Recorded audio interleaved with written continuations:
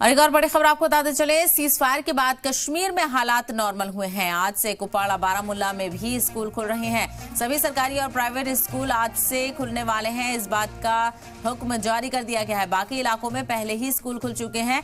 कल भी आपने देखा था कुछ इलाकों में श्रीनगर से लेकर आसपास के इलाकों में स्कूल खुले गए थे, लेकिन जो सरहद के आसपास के इलाके हैं, सरहदी इलाके हैं, वहां पर फिलहाल स्कूल बंद रखने का फैसला किया गया था। लेकिन अब जानकारी मिल रही है कि पाकिस्तान की तरफ से कोई अब नापाक हरकत फिलहाल नहीं की गई है। हालात नॉर्मल हैं। एलओसी के आसपास हालात नॉर्मल होने के सबब बच्चों की पढ़ाई दोबारा शुरू करने का फैसला किया गया है। स्कूल खुलने का ऐलान कर दिया गया है। तो हालात नॉर्मल होने और स्कूल खुलने पर लोगों ने खुशी का इजहार किया है।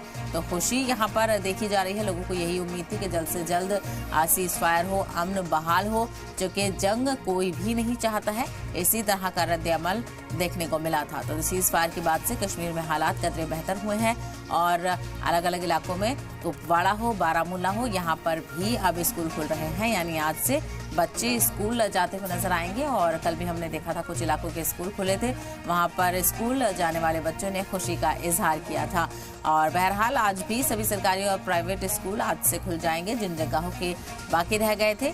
और कुछ इलाकों के स्कूल पहले ही खुल चुके हैं। जिन इलाकों के नहीं खुले थे उनके आज से खुल जाएंगे। हालात नॉर्मल होने पर और स्कूल खुलने पर लोगों ने खुशी का इजहार किया है कि जल्द से जल्द हालात नॉर्मल सी पर लौटे और लोग रोजमर्रा की जिंदगी में वापस लौटे। यही लोग वहाँ की चाह रहे थे। और सीज फायर पर भी दोनों ममालिक की तरफ से लगातार जो एक मुआहदा है वो जारी रहे, इस बात की उम्मीद लोगों की तरफ से की गई थी। किसी भी तरह की जंग लोग नहीं चाहते हैं, वो अमन और खुशहाली की ही उम्मीद करते हैं।